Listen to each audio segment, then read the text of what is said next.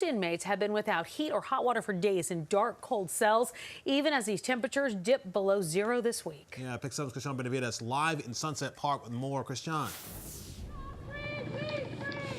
Good evening, guys. All of this apparently caused because of a boiler that has frozen and also because we understand that a panel exploded. But I want you to check out what's happening right here.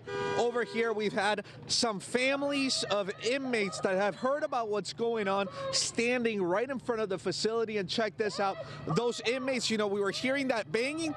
It's still happening and you can still hear it. And those lights that are flashing, we understand are night lights that they are able to buy in the commissary. So this is a developing situation, and last we heard, electricity is not expected to be back on until Monday. Here as inmates at the Metropolitan Detention Center in Brooklyn bang and make noise in their jail cells so they can be heard. Anger and frustration, not just from inmates, but also their loved ones, as well as correctional officers and other employees at the facility. We have dark spots where we're moving inmates and there's no light. So we're really afraid for the staff member safety as well as the inmates. The facility has been without electricity, heat, or warm meals since Sunday afternoon. The New York Times reporting temperatures inside during the polar vortex blast this week were as low as 34 degrees.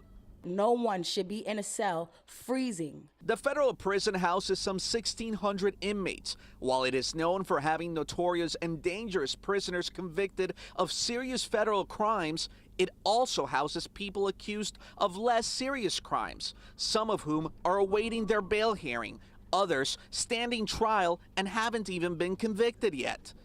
That's the case for the brother of Tremaya Slade. Just because you're in jail doesn't mean you're not a human being.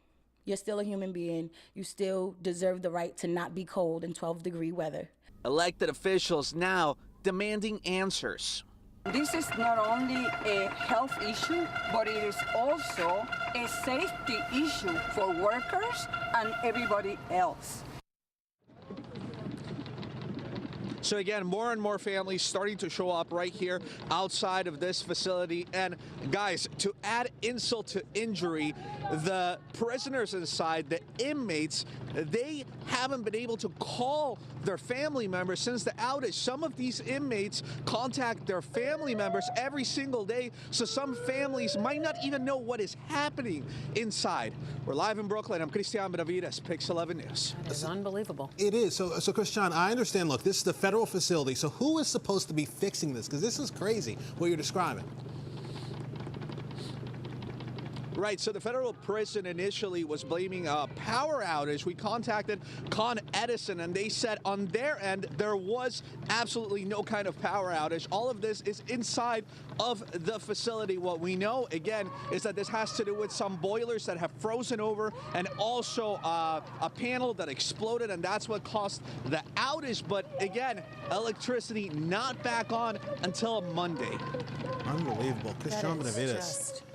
I mean, and you understand, you hear people yelling outside. Of course. You get it, right? Because yes, they're behind bars for doing bad things, but you still should get heat. These are people. They're people, exactly. And we're talking about 1,600 inmates, cold, dark cells. Yeah. And, you know, we're talking about 20 degrees right now, and that's actually warmer compared to what we've been dealing with.